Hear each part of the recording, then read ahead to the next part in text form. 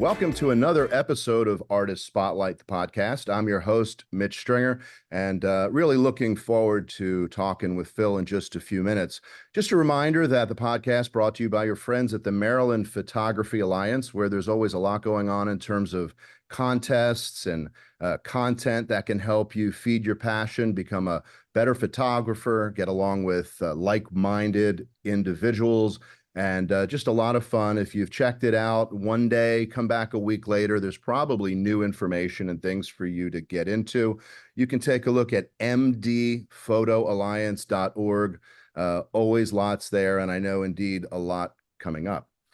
My guest today is Phil Penman, and Phil and I met in New York City. We were together at one of Phil's street photography workshops about a month ago, and I really first became aware of Phil through his black and white street photography, and just wondered, how this got started, and what's the origin story. And as I have two of his books, both his book Street as well as Street Diaries New York, which are really incredible. And in spending 2 days with Phil, I thought, this is definitely someone that I have no trouble talking to. By the end of 2 days, I felt like I had a new friend. And so with that, I want to welcome Phil Penman to the program.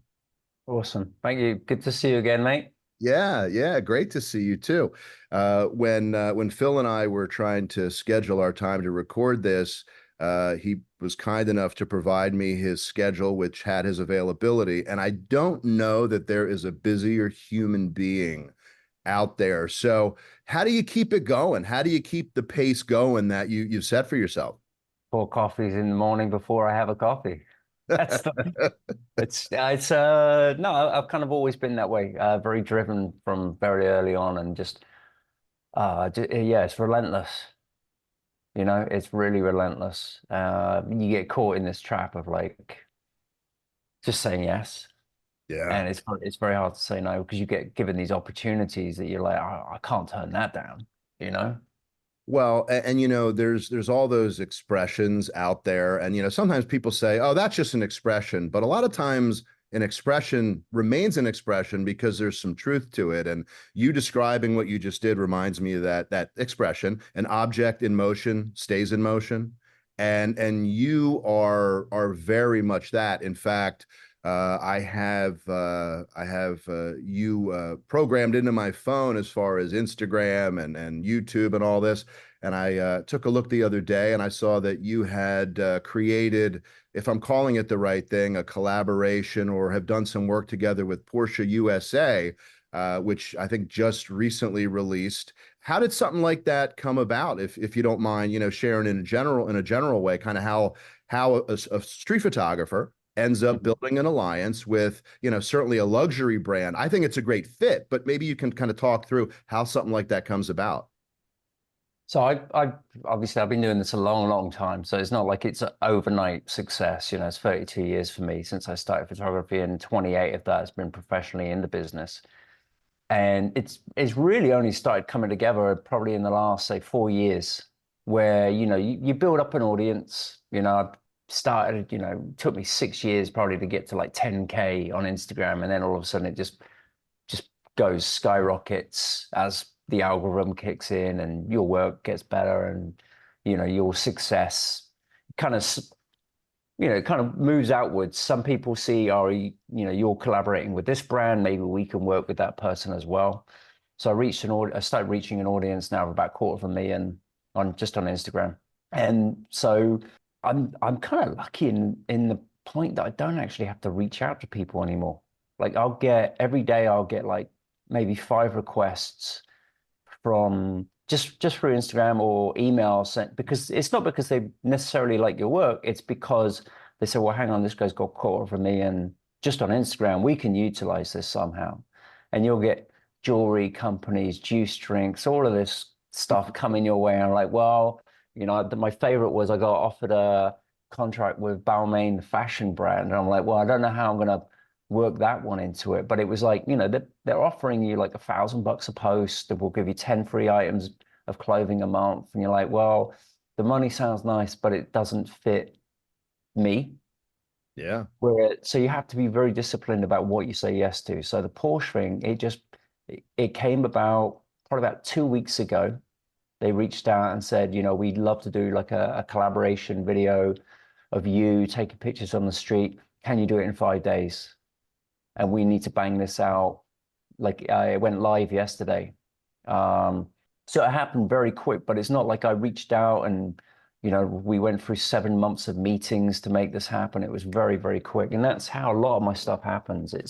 I think, the old, you've just got to be in it, Yeah. basically, or show up, just constantly keep putting the work out there and someone's going to see it at some point. Well, yeah, and I've always found it interesting how when you're working with or wanting to work with large entities, it can seem like it takes forever, but when they want it to happen quick, it's amazing how fast the decision gets made. So it Uh, sounds like with your 5 days example, it was like let's go, let's go, let's go. If you were pitching them cold, it could never happen, or it could take okay. years, just to Yeah. get the attention of the right people. I've found as well where a lot of like the big creative agencies, they'll be discussing a commercial project for a year. And then when it comes to actually hiring the photographer, they'll say, hey, we got the shoot that needs to be done. Can you do it in 2 weeks' time? And it won't be like a small undertaking. It'll be like something huge. Like we got to shut down half the city kind of shit. And it's like everything's always a scramble. And it's like you get, I've done a couple of those where it's just a mess. And it just seems to be how a lot of them operate.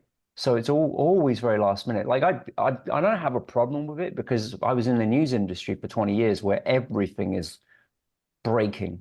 Can you get on a plane now to fly to Brazil? Right. It's the way I've always known that's the way my life has always been. So it's not like a big deal, but it just amazes me that sometimes these are huge campaigns. I think one of the things that I've seen in my career is sometimes when you're a big company and you've got a lot of people, I always joke that some people's careers are just about planning meetings about meetings, and Oh and yeah. and it doesn't, sometimes it just doesn't need to take that long. And I think that smaller companies, just as someone like yourself, you can be nimble, you can adapt, you can get it done when you need to. I Yeah. think that there's, bigger companies, and I'm not being negative about ad agencies, they just tend to be larger. And this one wants to meet with that one, and they want to confer with the other one, and then they want to ask so and so. And it's just, two or three people could have made the decision, but it Mhm. involved 14 people, and so's on vacation, and so's working on this other project. When you're sitting here saying, folks, we can do this. We need 2 weeks to plan it. We need 2 days to do it, and it's done. But that doesn't fit with the larger, time requirement of some of these decision makers, I guess. So Yeah, I found there are teams out there like the Porsche one. I work with a company called Race Service out in Los Angeles, who that's what they do. It's like small team going working primarily just with the car industry, incredible stuff producing just but like content, just cranking out content. And the video that they produced, they cranked this edit out in like a day. mhm. Like it's unbelievable. You look at it, it's a 3 minute piece, and you're like, you did that in a day. And, they had 8 guys filming while we were doing it as well. But it was like, small unit. But if you know what you're doing, you're gonna crank it out. I often found that I remember once I had to do a portrait shoot with what's her name? Paula Dean. You remember her, the chef? Sure, of course. And I show up, I fly down to it was like Savannah, she was living. And I show up, I'm on my own, I've got my bags with my lights, and the people, she's got like a 10-man team there, like, makeup. And they look at me and it's like, you're the team, this is the shoot, like this is the big shoot that we were gonna do, and it's one person. And they're like disrespected because they're like, we figured this would be like a 20-person team you'd be sending down there. I can't tell them that the client's too cheap, right? That they don't want to pay for this. So they wouldn't let me. It was funny because the makeup artist, when we're doing the shoot, he looks at the camera and goes, "That's a Leica, right?" And I'm like, "Yeah." And then he turns around to Paula and goes, "Yeah, this guy's not screwing around." So then, right before I left, I was about to leave the house. I said, "No, no, no, you're not leaving until we see the pictures." So I had to download all the images onto my laptop, and we went through them all. And she turned around to me and said, "You really know your shit, don't you?" And I'm like, "Yeah, I do." And they Yeah. were like, "Oh, these are great." and they let me go. But it goes to show that you don't always need a massive team if you know what you're doing. Yeah, yeah, and there's and of course, and you're a Leica ambassador and tremendous, and I want to get into that because Yeah, you have such a phenomenal rapport with them. But there's always that saying that it's not the arrow, it's the archer. And right. so, if you know what you're doing, It's a then tool. That's it. it is. My youngest son plays guitar, and I use the analogy. I said, if we walked into Walmart and bought a guitar and handed it to Eric Clapton, it would sound like Eric Clapton. Mm. So, it's you've got to get to a point, and it's typically quite a ways into whatever your specialty is before your gear becomes a limitation, where you need to go to the next level, and photography in terms of seeing, in terms of composition, in terms of fundamental understanding of f-stop and shutter speed, that there's a lot you can work on before you need, a real high-end camera. But then, once you get to that point where you just feel like I'm pigeonholed in this, my talents have exceeded my gear. Yes, then you got to go to that next level. And it's funny that the makeup artist saw the Leica and the light bulb went on in their head. Like, this guy may actually really know what he's doing, how they made that connection. Yeah, I've you look at all the good work, right? It was shot like 40 years ago on film cameras where it was just like fundamentals, f-stop, shutter speed, ISO, right?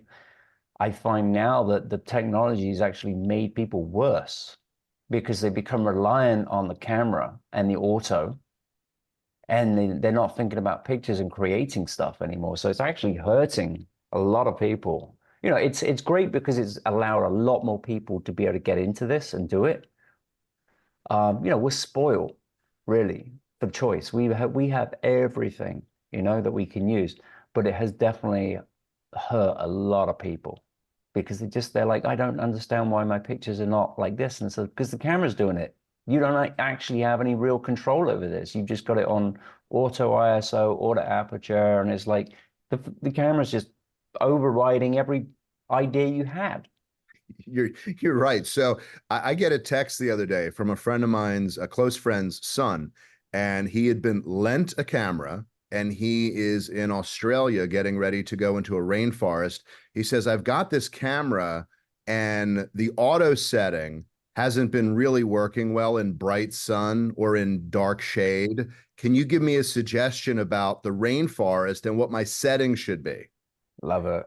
And my first thought, 'cause I know this particular camera because I had actually recommended it as a great pocketable point Yeah, and shoot, but a really good one. And it was obvious, A, he'd never used the camera before he left on the trip.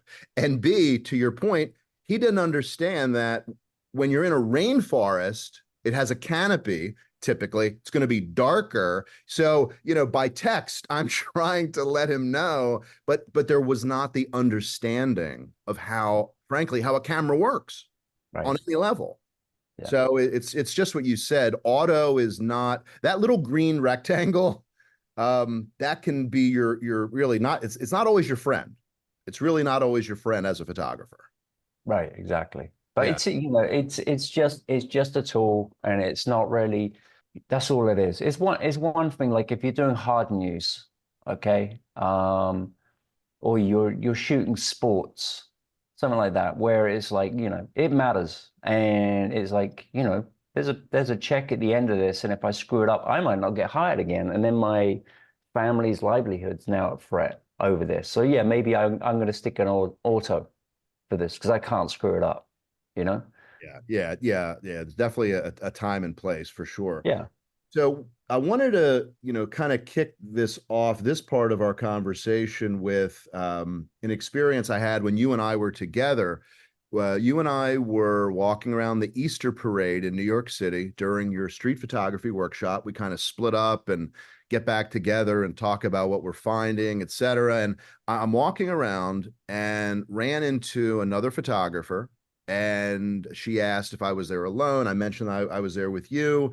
And she said, I don't know if I recognize that name, but wait a minute. Isn't he that black and white street photographer? And I said, you got it. So, I think because so much of your work we see in black and white, your two books are phenomenal and largely, if not entirely, black and white. What was the decision, if that's a fair way to put it, where you wanted to put the emphasis on black and white photography? Nah, it's kind of where I started. So, shooting film, that's where I started. And color was always kind of, I know it was just a pain in the ass to print it. Back then you could develop it, but printing it was a pain in the ass. So I was more inclined to go to like black and white, shooting Tri-X, T-Max. I was lucky I had a darkroom at home, so I was able to learn very quickly because I could be up all night doing it. And then problem was you go into the world of work and everything's color. I remember when I was shooting all the PR stuff, it was all color transparency where you really couldn't screw up.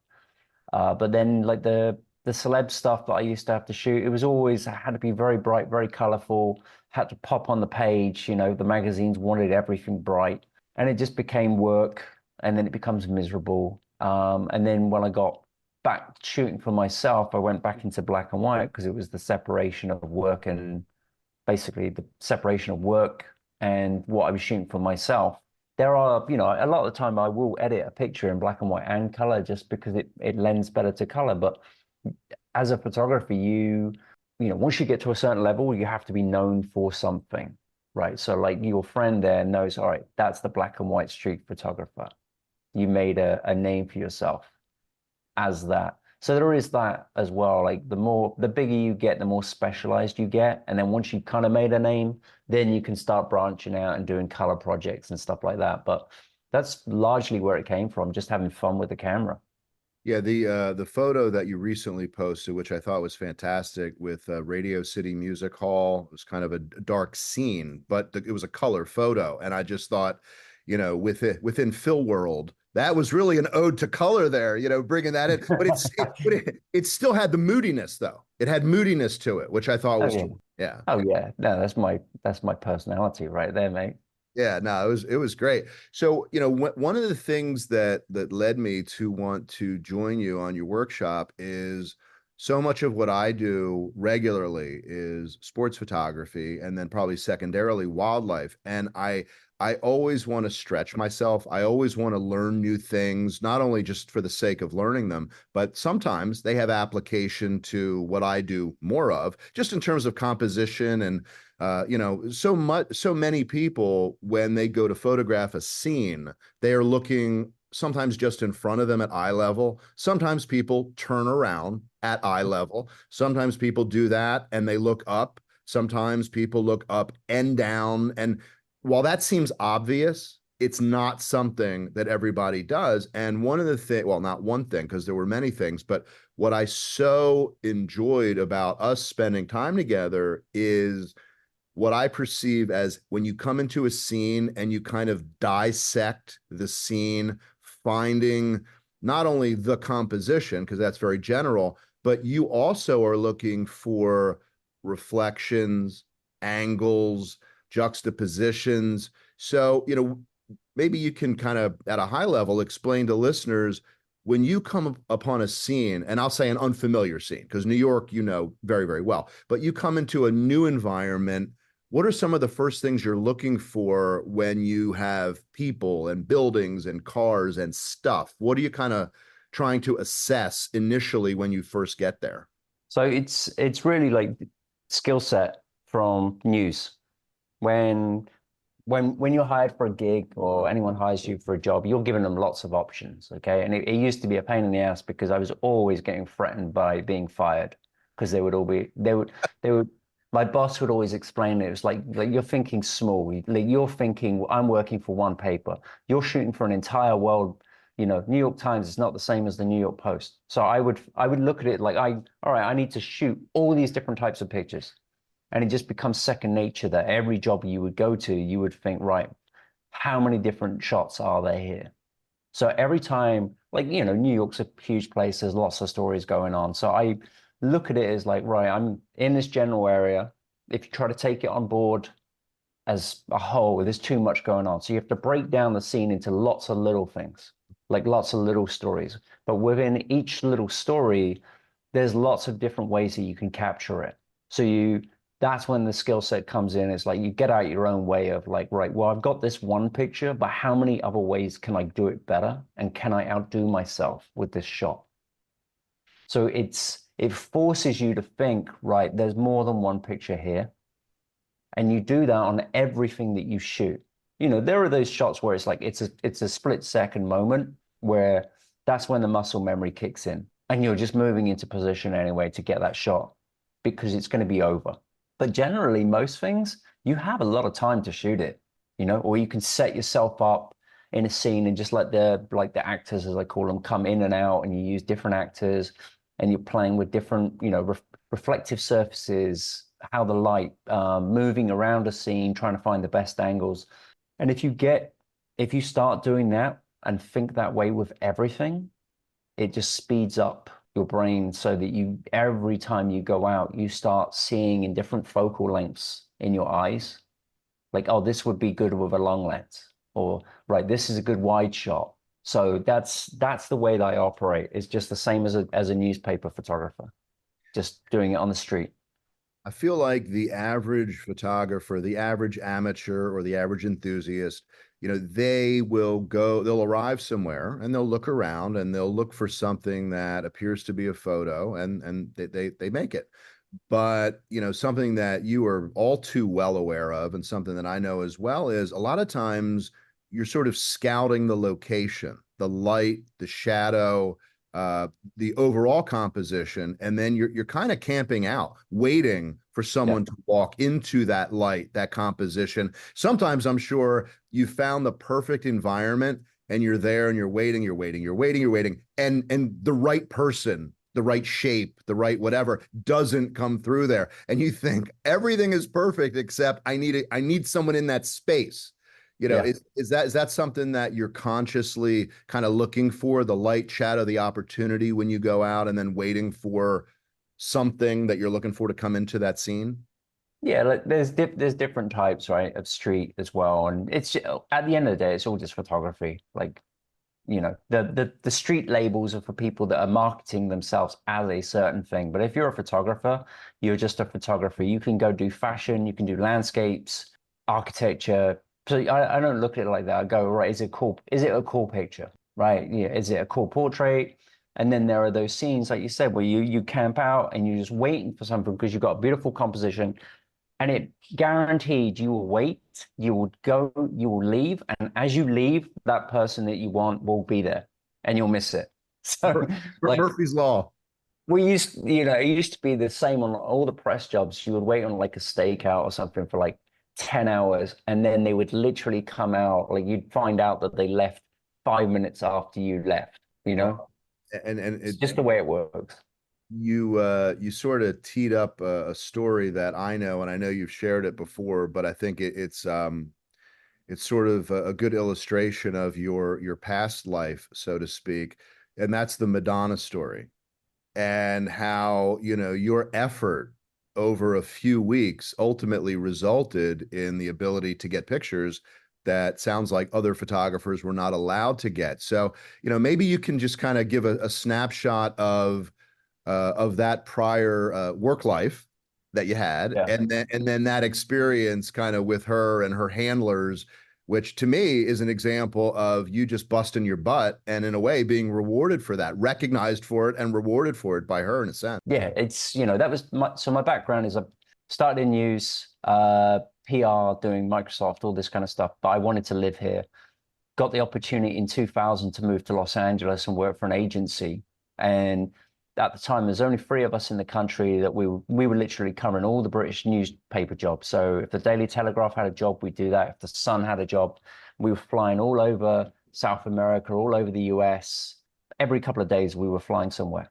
But the big bulk of the money was being made by celebrity pictures. So they were the ones that broke the Michael Jackson story, about the kid Geordie Chandler. They broke that. The Hugh Grant blowjob on Sunset, that was them. So they were very good at that. And there was, millions to be made doing this, like absolute millions. So they kind of said to me, look, this stuff is nice, the portraits and that, but this is where we make our money. So you need to learn it. If you don't learn it, we got to send you back to England, which was not going to happen.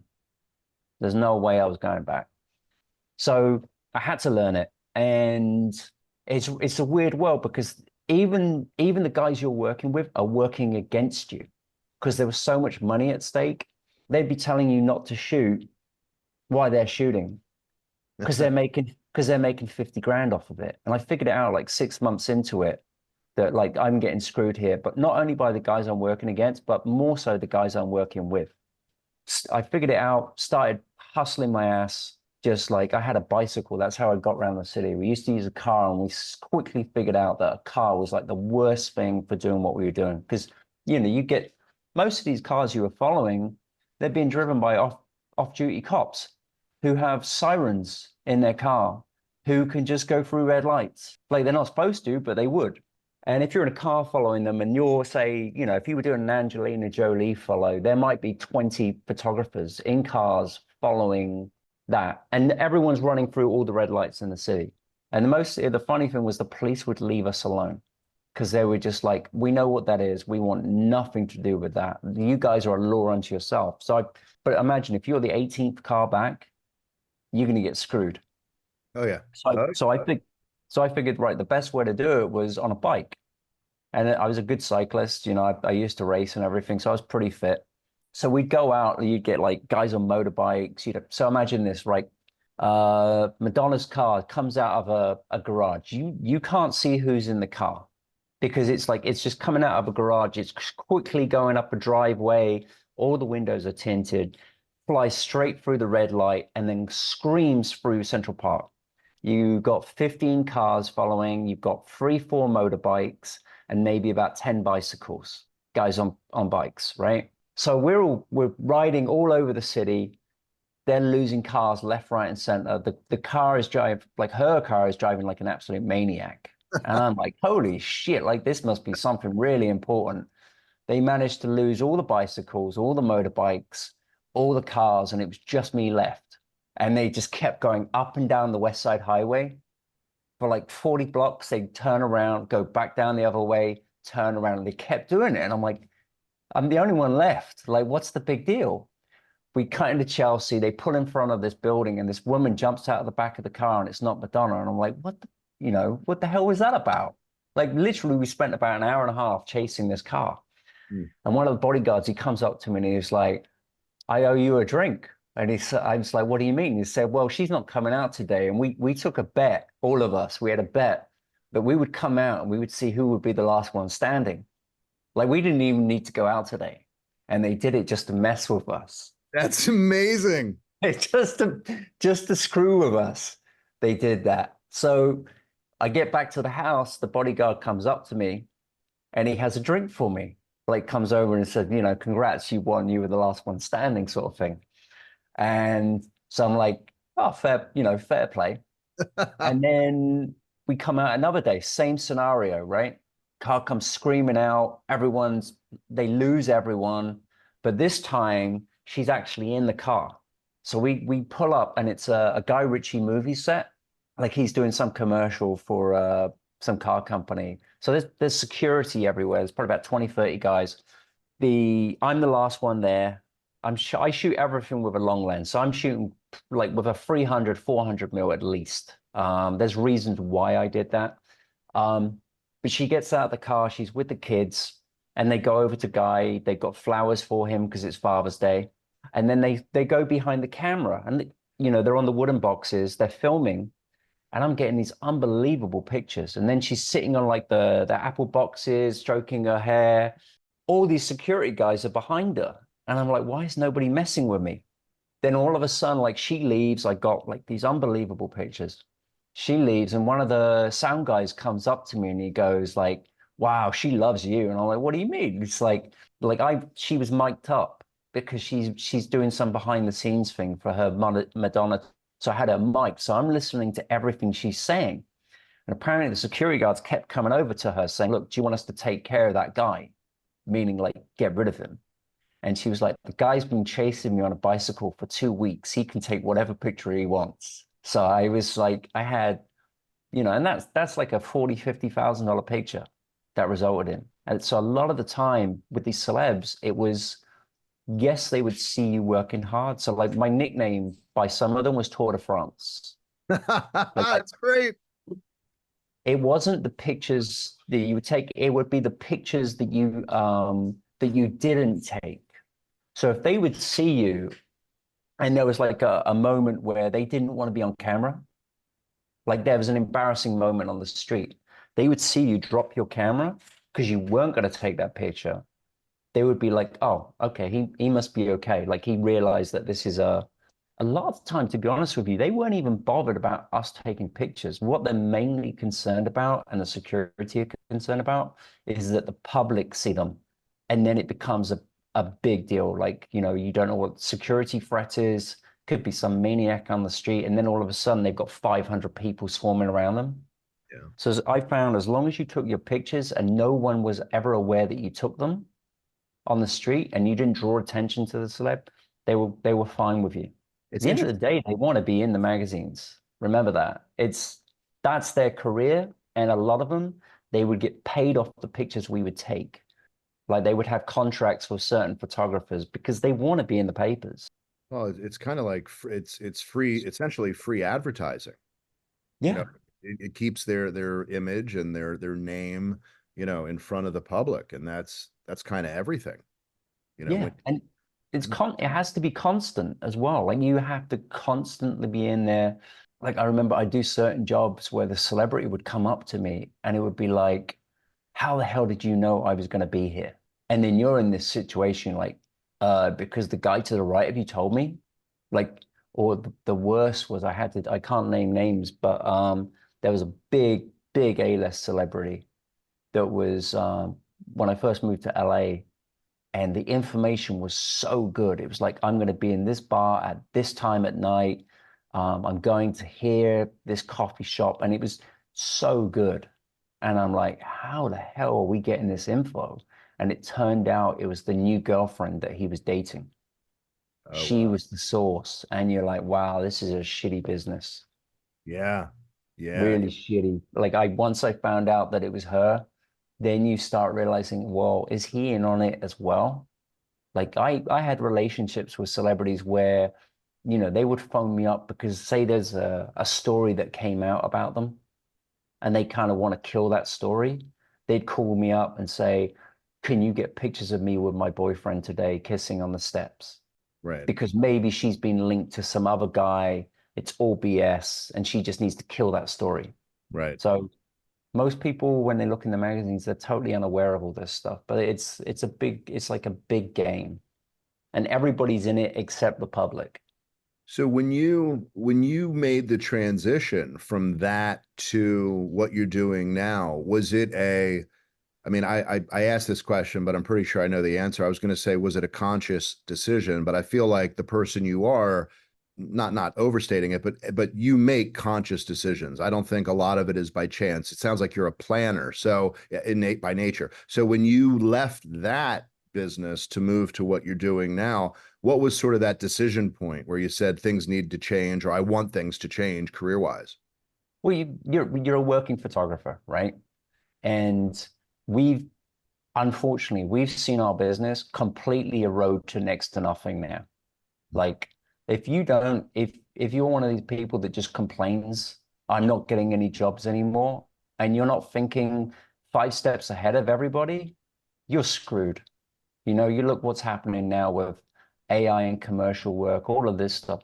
So you have to be thinking 5 steps ahead. So I saw that, right, one, I didn't want to be kicked out of the country. I wanted to live here so bad. So it's like you better wise up and do this job or go home. So there was that. The news industry kind of pivoted from where we were getting paid a lot of money for these pictures. And don't get me at this, got to remember, at the same time that I was doing this, I was still doing street stuff for myself, and I was still doing big portrait gigs. But if you're an agency and you're getting paid $500 for a portrait shoot, you got to pay for 50, 100 staff, right? What's going to pay more money, $100,000 for a Tiger Woods wedding picture or a $500 Bill Gates portrait? Sure. You know, the whole business, it's one of this country's biggest exports to the world is celebrity. So, but what happened was the agencies went for selling these pictures for like big prices to, well, hang on a minute, why don't we just charge American media $250,000 a month? They can use all the content in the world for, but the photographer gets $1. So I knew that, right, shit, this business is going to go down the toilet really quickly. So I jumped ship at the top end, but I knew what was coming. And all those guys I know who were making like 50,000 a month are now like 2,000 a month. How do I pay my rent? I got kids in school. I knew that I needed to get out. I was very lucky that in the cycling business that cycling world that I was in, my boss, one of the guys that raced on the team for me, he was like ex Nike head of marketing for football, and he worked for a cycling company. And I said to him, "Well, do you have a job? Any jobs going at all? I need to get out of the racket that I'm in, but I need healthcare because we're in the US. It's big deal. I need a salary because I need to have some kind of income whilst I start building up my career as a street photographer. And also mentally, I couldn't take the celeb shit anymore. It was just like, it's depressing. Yeah. So I worked for the cycling company for like 3 years, selling like Lycra. It's like high-end race gear. So we sponsored like Team Sky, which at the time was one of the biggest teams in the world. They won the Tour de France every year. We sponsored them. A lot of the race teams down where you are, I controlled the whole Northeast. I would sell them to all the teams, basically. But at the same time, I started building up this career. I had a big solo show in New York of my work. It was like my first ever show. This guy called Rene, who was in the Leica gallery here, he gave me my first big break. And because I worked in the press world for so long, I know how to market things. I know how to pitch a story to publications because that's what I did for years. So all of a sudden, the show started getting all this worldwide attention. Like all these publications from all the world were featuring it. And it was like, well, all of a sudden I started getting on all these big lists, like, top 10 photographers to watch, top 10 contemporary street photographers, all these lists. And it was like, it got to a point where like Leica Academy approached me and said, hey, would you start teaching for us? And then I started going global. Like my name started going globally, where I can go and do workshops, teaching in countries all around the world. And I got to the point where I was like, well, I'm making enough money doing the teaching, doing the shows and selling prints that I can quit the cycling gig. So there was this transition period of about 3 years to the point where I was like making enough that I could survive doing what I love. And then it's just exponentially grown from there.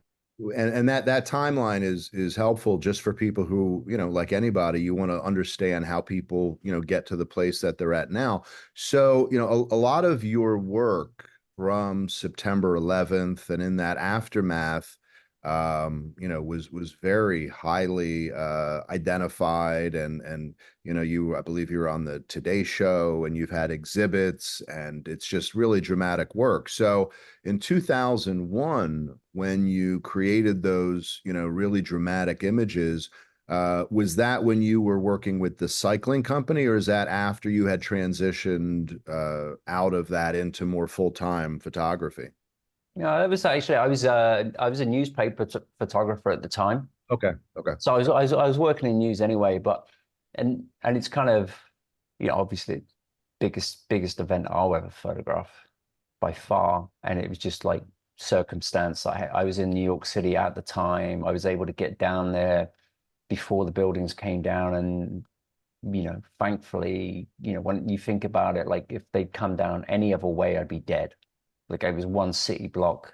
And then a lot of the people that I photographed that day, I've since become friends with. A lot of stories have been done about those people. So kind of a byproduct, like, to give you an example, I like from a press coverage of what the pictures got, like one History Channel post reached like 17 million people on Facebook. One post. NBC Today Show did a 6-minute segment of my work on the 20-year anniversary. Hmm. So where are you ever, that's the biggest press coverage I will ever have in my life. When are you ever going to get bigger than that? It's sad that that was the story, but that's what it is. That's how it works. And then every year now, the thing is, I want to keep the work out there because a lot of people are quick to forget or want to forget that it happened. And I think it's very important that we keep it out there, like people know. Um, and believe it or not, some of the people that I photographed that day, they've actually said to me, like, I want people to know who I am, like That's my story. I want people to know my story. From that point of view, like you know you're right, and you're doing some good. Uh, there have been companies that have tried to take advantage. Like there were a couple of big ones I had to say no to, where they were like trying to take over things. But yeah, that's the biggest thing that I'll ever do. And then obviously COVID as well. That was like a big deal as well, documenting that. But I hope I hope I never have to photograph anything that big again. yeah, yeah, yeah. I agree. Nothing could probably be bigger, and obviously just, an awful thing. Your book Street encompasses some of your work as paparazzi. It encompasses street photography. So, when you're creating a book, it is such a process. How long did it take you to compile the images for your book Street and decide what you're going to use, and then just the whole process, because it can easily take years from Oh, yeah. the inception of an idea to it hitting the bookstore. What was that experience of that first book like, and then maybe how did that help you going into Street Diaries New York to be more aware of the process? Well, doing a book is a marketing thing for photographers. Nobody gets rich from doing this stuff. You lose an absolute fortune, and books cost an absolute fortune to do. Uh, but it's like I knew I had to do one, like to get the work out there. Think of it like it's a portfolio all around the world.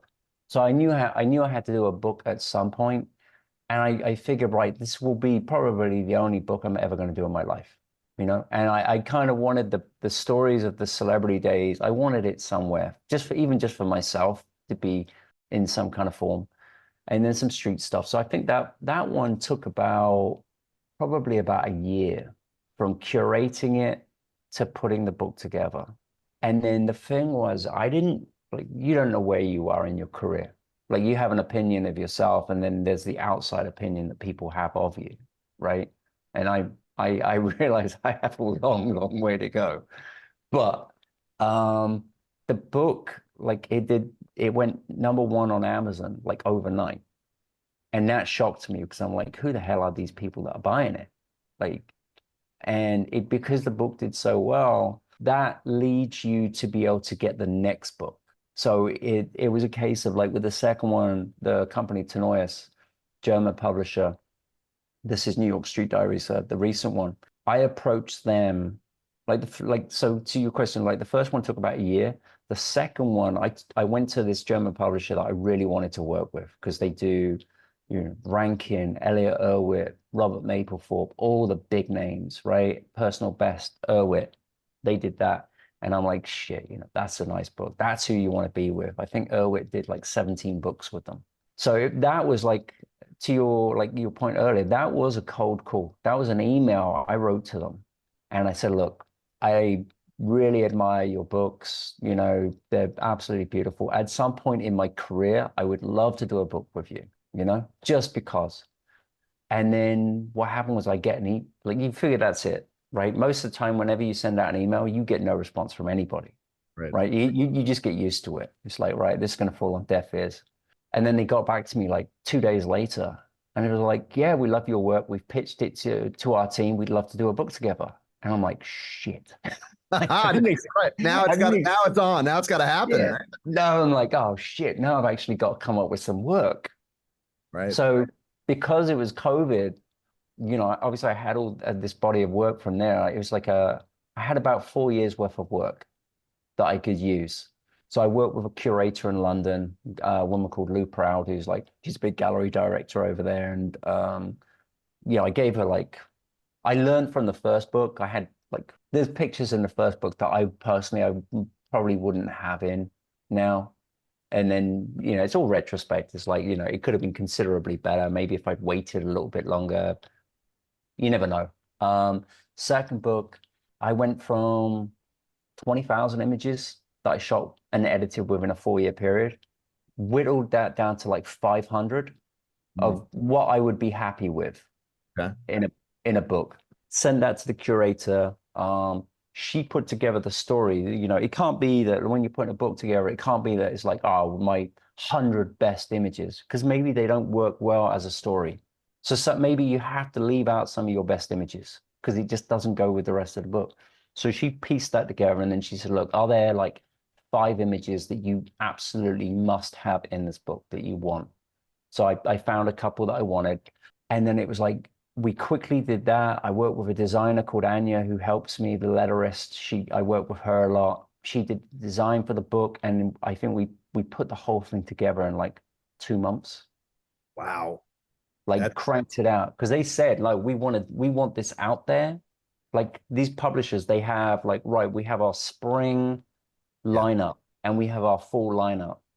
And if you miss that boat, it could be a year before you get in again. So every meeting that we had, it was during COVID as well. So I'm doing Zoom calls with Germany, and I'm pretty just I'm pretty decisive. You can't and ah with this stuff. So I'm like, right, let's change this, do this, done. Just get it done. We Originally we were going to have like 15 color images in the book, but because of the way when they're printing, it wouldn't work in the layout, the curation, the story that we wanted to tell. It wouldn't have worked.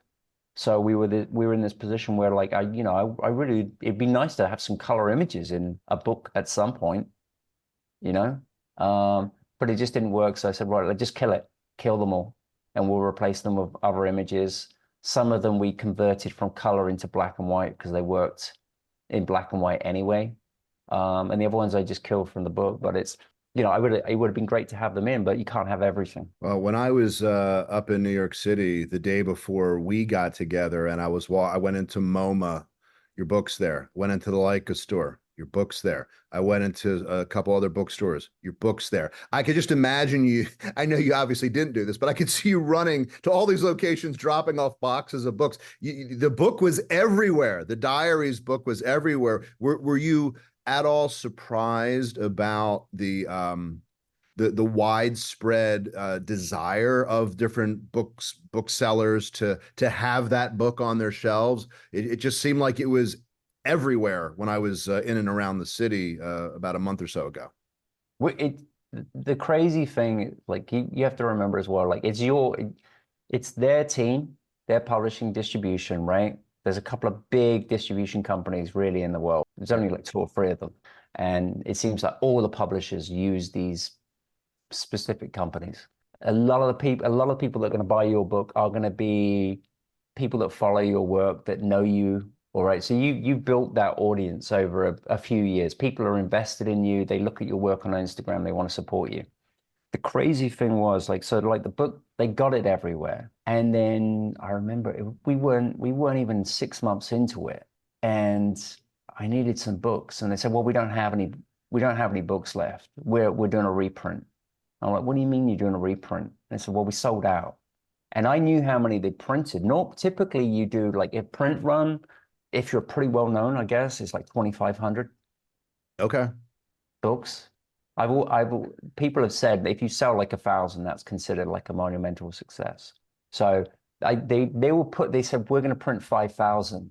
I'm like, what the hell? Like, It's great. no chance, no chance that you're going to sell that. And they said, no, we've sold them all.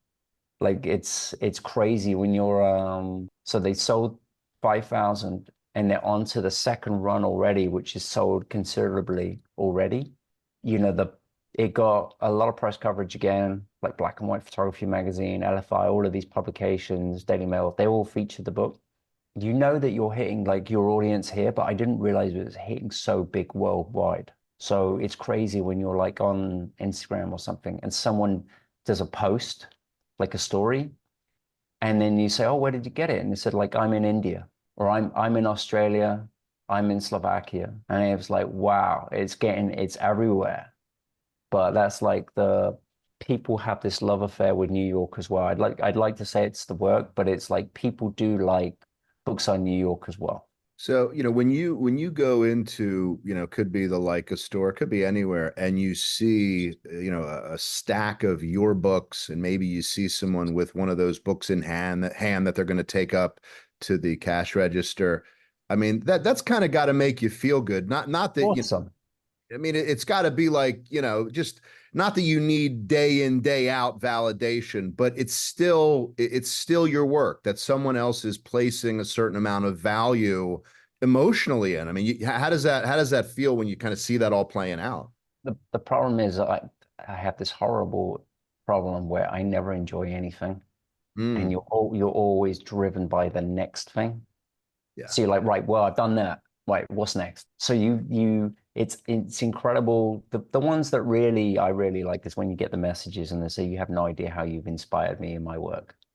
Like that's cool that you got to some kid or something. That I'm like blown, always like mind blowing to me that you reach some kid in India. Like Yeah. the power of social media, they saw your work. That to me is like the stuff that like gets me welled up. It's like shit, you actually made a difference. Uh, but I've always like, it's unbelievable. I love it. I love to see it, the support, and it's nice that you have so much support. But I'm always chasing the next thing. So like, I got the Porsche opportunity and I'm like, right, I have to do that. Like that's a brand that you want to be associated with. Mhm. And then you're like, right, well, what's next? Yeah, yeah, it's that classic, whether it's that was then, this is now, or what have you done for me lately? It's just like that's great, that's in the past, but Yeah. let's go. So you mentioned Same with the work though, as well. It's the same thing with the work. You're never satisfied. Never, it's never good enough. Like I'm the last person I will not go and say, oh yeah, you're the best. Yeah, it's the best. It's because it isn't. It right. can be better. It can be better. And how can I get myself better? I actually get pissed at myself sometimes when you're looking at your work and you're like, nah, like I can do that better. Once in a while, and certainly not as often as you, but I get asked by people, what is your favorite picture you've ever made? And I've had, this one was licensed all over, this one, whatever. But it's a very awkward question for me to field because I feel like my favorite picture has yet to be made in a way. Right. I mean, when you get asked that kind of question or some variation of that question, is it like, well, this is it, this is the one, but I'll make others, or does that give you a similar sense of I don't even know how to answer that? How do you respond to that? Because I feel like people must ask you some version of that question. Yeah, I don't really. I've probably got a couple of images where I've been like, yeah, that's pretty good. Okay. That's a good image. Like I really like there's one that I shot in the Oculus when I was I don't know, a few years ago. It's the Oculus down by the World Trade Center. There's an image that I just really like. It's like very graphic. Um, and then there was one I took of it was a lot of it's got less to do with the image, but more how you felt when you took the picture. So there was one, I didn't know it was happening, but it was the police, it was two policemen that lost their lives, and it was a funeral on Fifth Avenue, and it was snowing that day. So I went out just because I always shoot in the snow. And then I stumbled across this on Fifth Avenue where there were literally thousands of police officers that lined the whole of Fifth Avenue. And everything was quiet, you know? And then I took this picture there of like all the officers in the snow, like the snow's coming down on them, and you've got the motorcade of the coffin coming by. But I chose to do it in like a slow shutter speed. So it was like just the lights.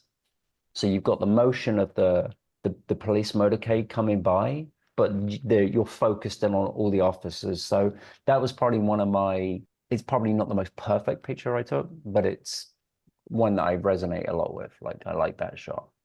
Yeah, and that makes sense to me because sometimes there's this question that people sort of bat around, and is it the finished product of the photography you enjoy, or is it that act of pushing the shutter in that moment that kind of keeps you going? Because for every image that you print out or you have published, there's thousands of images that don't get printed or really seen. Do you feel like you have a near daily, if not daily, kind of compunction, like to get out on the street, like today could be the day, or do you kind of feel that pull to get out there and do the work and then know that, over time good things come from that? Or are you really looking, are you measuring the success by the image that come out of a given day? I wouldn't, I'm not really chasing the success thing. Like you can't go around with that in your head because you're setting yourself up for failure. You're only going to get so many great images in your lifetime anyway. So it's just like having fun, like going out there. Maybe I stumble into something. If I'm having a shitty day, I do a portrait of someone who has a life much harder than me. It just like wakes you up. Mhm. You have a good you have a conversation with that person that wakes you up. I really enjoy that. Like, so the aspect of being out there, I find way more important. The stuff I love to shoot is like when it's heavy fog or like snowing and the city's like you feel like the city's yours because no one else is out there. And then if I make good pictures in it, great. But it's also like if I wasn't with the camera, would I necessarily get up at 4 a.m. and go out in the snow? Probably not. So the camera has helped me see shit that I never would have seen. Well, you hear people who are amateurs, and it's understandable, but they say, "I'm just looking for a nice sunny day to go out with my camera and make pictures," and that's okay. That's okay. Yeah, But totally. for the sort of uninitiated, when you wake up and it's super foggy out with light rain, or it's starting to snow, where some people say, maybe tomorrow. I think Phil says, I can't get out. I need to have 11 cups of coffee and get outside right away. What is it about the weather where it just gets you kind of pumped to get out there, where the average person probably says, maybe another day? Yeah, you're gonna get great images in it. You already know that. Like when you go out and you're like, because it's just like instant atmosphere, and it makes it so much easier to get good stuff. Like you still got the skill set to like see pictures and find them, but I find it harder when it's really bright sunlight. Like then I'm searching for like, and it might not be the pictures that I like to take as well. There's nothing wrong with it. You can make pictures in any light. You kind of have to be able to, but I really enjoy the experience of walking around in it and like seeing, you're down by the Brooklyn Bridge and you can't see Brooklyn. It's like lost in the background. It's like that's pretty magical. Yeah. Oh, yeah. It's like a story is unfolding right in Mm. front. One of the things that we always get asked, either immediately after a podcast or as time goes on, it is the ever-present gear question. And so I know we talked about gear as a tool, and certainly it is that. So we know that you work with Leica, and I definitely want to talk about that a little bit. But from a gear standpoint, a choice of lenses standpoint, is there a consistent lens that's on the camera when you walk out, subject to changing, as needed? But what's that go-to kit that you typically take out on the street with you? Yeah, 35. If you had one lens, it'd be a 35 for me. It's a good all-round lens. You can do portraiture with it, landscape, you can shoot street stuff with it. It's a dual, but I use every lens. Like I'm going everywhere from 21 to 280. Uh, and then, you know, older lenses as well. Every lens is going to give you a different look. So you might want to go, there might be another 35 that's going to give you a different, like more vintage look than say a newer 35. Mhm. So it might be, I paid like, you know, none, not all of it's expensive. That's the thing as well. You don't have to go and spend tons of money on lenses because it might be that the lens that you want is a certain look and it might be a lens from like 1970.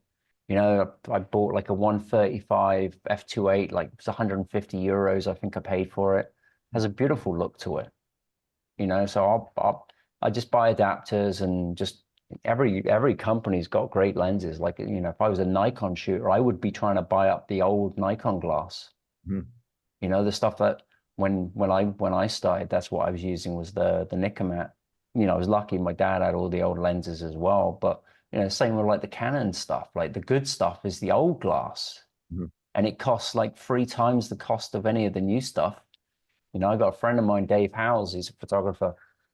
You know, some of these lenses are like 5, 6 grand for these old Canon vintage lenses, but it's going to give you a look that none of the new stuff is going to give you. Yeah.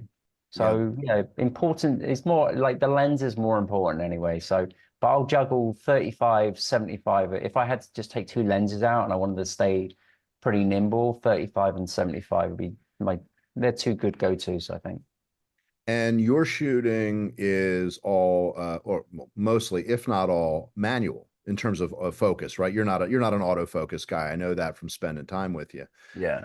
And what for the uninitiated who say, why in the world would you possibly want to manually focus when arguably today's autofocus is so accurate, quick, good? What's your thought on that? Well, the certain cameras that I use, it's not possible. There aren't autofocus lenses for that system. So like the M cameras, it's everything's manual. I'm more interested in the look that the lens gives you than the autofocus. So like I just did the launch for the SL3 camera, which is like their new, and there's a whole beautiful set of SL lenses that you can use with it. They're all autofocus. But I really like the look of the old S medium format lenses. Hmm. So I actually went and traded a bunch of my other gear to buy like four of these S lenses that it's all been discontinued. You put that on your camera, it's unbelievable. Look, it looks like medium format. So I'm now lugging all that stuff around. And is But it a bit heavier than the newer lens or yeah, not?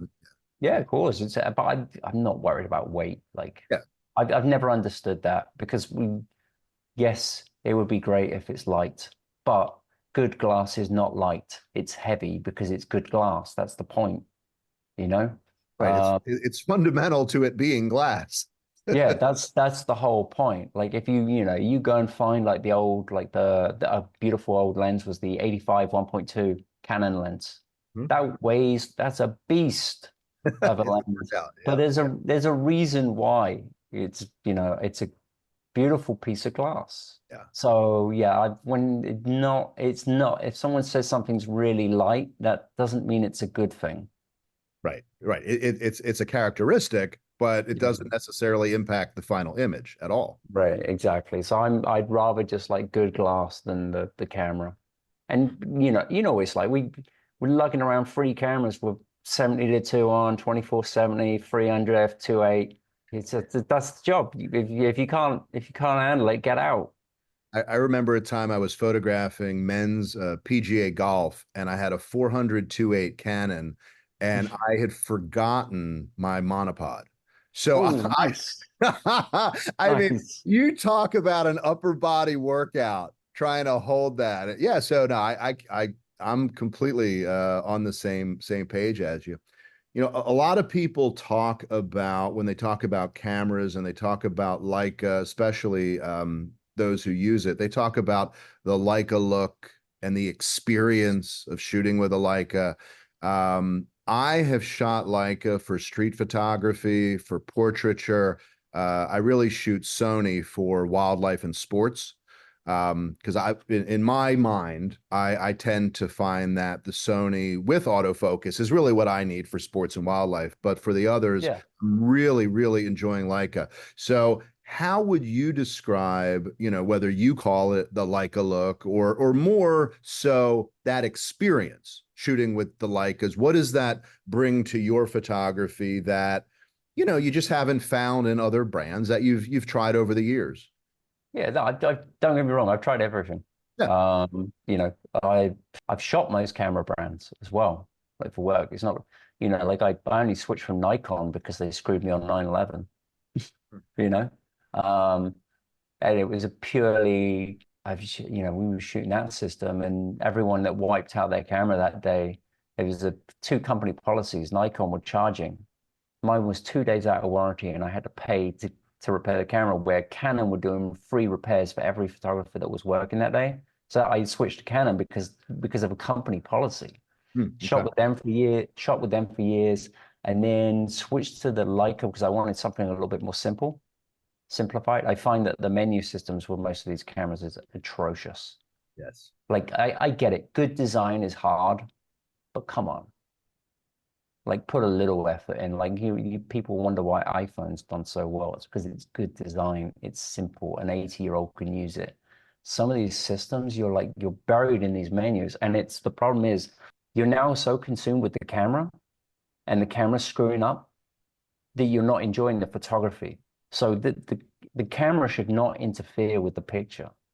Like it's secondary to the picture, not the other way around. So if I find that, like that's one of the things I don't like about autofocus is like if I miss a picture because of the autofocus, then I get pissed off. Yeah. So if I'm going to make a mistake, I want to own the mistake and say, right, the reason I messed that picture up is because I messed it up. Hmm. Like I've done, there are times where you just need that.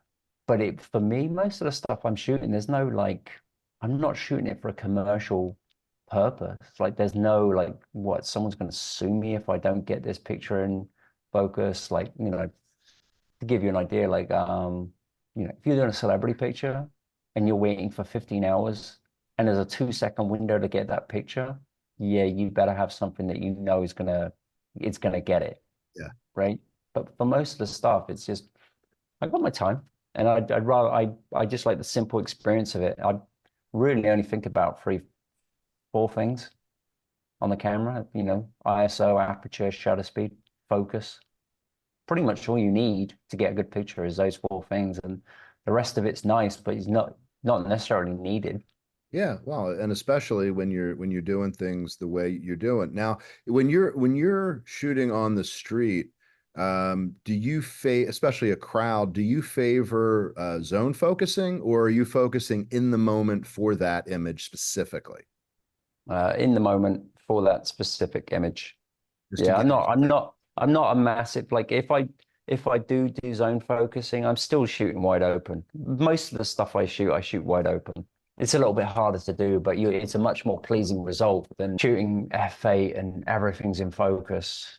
It's not, that's just not, there's nothing wrong with it. It's just not the look that I want for my work. And that's why I tend to shoot a lot of stuff wide open. I prefer that look. and that's something that when we were shooting together, that's something that that was I would call it one of my takeaways is that you shoot you know everything or as much as the majority wide open. I think I'm sort of paraphrasing, but you kind of said, why would you get a 1.2 or a 1.4 lens and shoot it at f4? You paid what you paid for a 1.2 or a 1.4. Why not use that unless the situation demands something different for whatever the reason is. So Yeah, no, exactly. I will, it's like when you're shooting news and stuff, I mean, the most important thing is the shutter speed because you can't screw that up. The aperture's kind of not that important relative to the shutter speed.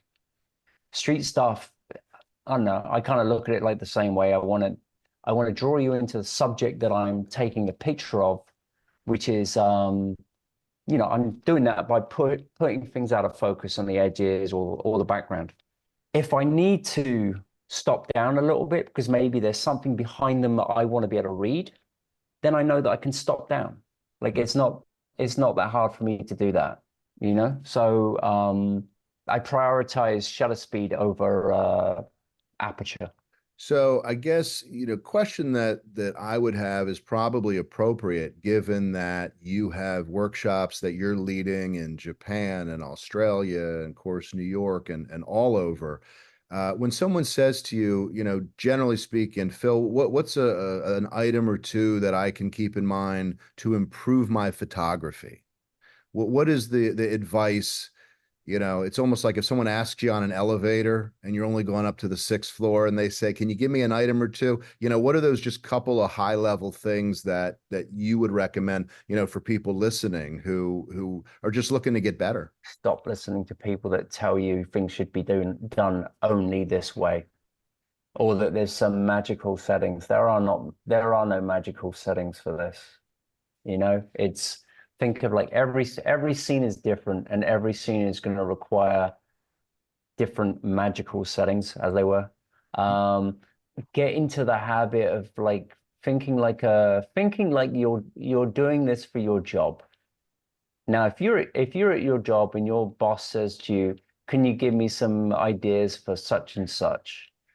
right? You don't get to go to them and give them one idea because he's going to say, okay, that tagline is nice, but I want 10 more, right? So I do the same with my pictures. How many different ways can I shoot this picture? How can I, this picture's bad, this picture's nice.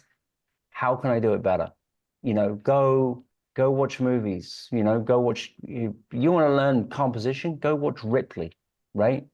Go watch that. Like that's masterful work. It's not a photographer, but you can learn more from those guys. I think photographers are very quick to like impose rules and box us into things.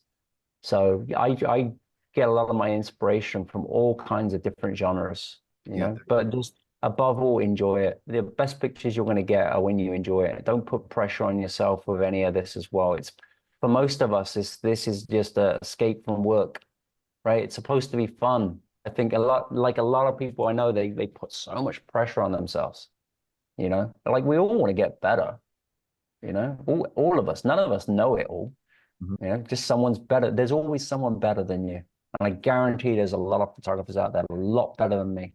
That number, that lot, I don't know how many that is. I don't think it's a lot because your work is beautiful. And I can tell you that, spending 2 days together, I was super inspired and and I remain so, a month or so after us being out there. I want to, kind of give you a lot of credit because your website, philpenman.com, it's not back in days of old, just like a brochure website where you kind of go, it's got some pictures and it says, contact, here's your contact information. It is a place where photographers of every level can go and learn and be inspired, see what you have going on in terms of workshops, exhibitions. Um, it's obvious to me that the workshop, it's not something that's just static and it doesn't evolve. And it's a rabbit hole that you can go down for an hour. So, Oh, the uh, workshop page. well, I mean, I really enjoy your website. So, that was uh, a way of me asking you for those who are listening who want to learn more about your work, want to kind of stay on top of what you're doing, want to know when your workshops are. What's the best way for people to kind of zone in on you and your work and kind of follow along Yeah, as you do what you do? definitely the website is kind of like where it's my home base where I like to put up all my work that I want to show people that don't necessarily translate on social media. There are just certain pictures that just people can't take away on social media because the screen is too small, Mhm. right? So the laptop, the computer is where my website, that's where I like to show the work that I want to show people. So like, I actually have a section on there called all the work that is not fit for Instagram. Yeah, Uh, I've seen yeah, that. like I prefer people, they go and have a look at some of the work in there because it's a little bit different. You get to tell stories in the pictures. And then, yeah, if anyone's, people that are looking to do workshops or so, there's a ton of stuff coming up, Mhm. like in every country. Like I've got, just in the next few months, I've got Australia, Paris, Tokyo, and then probably Doha, Switzerland, back to the UK, like May 25, that's sold out already, London, you know? So there's like lots of stuff coming up. I got a call from this morning about Austria, Vienna for next year as well. And so I'm really enjoying it. So there's stuff there wherever you are. And then of course I do like the workshop we did in New York where it was like 2 days in New York. I do those a lot. Yeah, it was incredible. So I definitely encourage somebody if they want to improve their street photography, or for that matter, just their composition, just anything. The workshops, what's nice about the one I attended is it's a small group. So, you're working very closely with Phil, you're getting good input, a lot of communication, a lot of fun. I know in our case, a lot of laughing, and a lot of coffee. So, Yeah. Yeah. most importantly, a lot of coffee. Well, Phil, I want to thank you for your generosity of time and just coming on and sharing so much. It's Thank really, you. yeah, it's great to have you as a guest, and I hope that we can get out again on the street together soon. Definitely, man. You look after yourself. I appreciate it. You too. I want to remind everybody that episodes come out twice monthly. You can check out what I have going on online at mitchstringerimages.com. You can also see kind of the latest of what I'm doing on Instagram, also Mitch Stringer Images. And feel free to DM or send an email. I'm pretty good at responding. I know we get a lot of questions after the podcasts, and so happy to field those as soon as I receive them. Well, until next time, I wish everybody great light, great shooting. We'll see you again soon.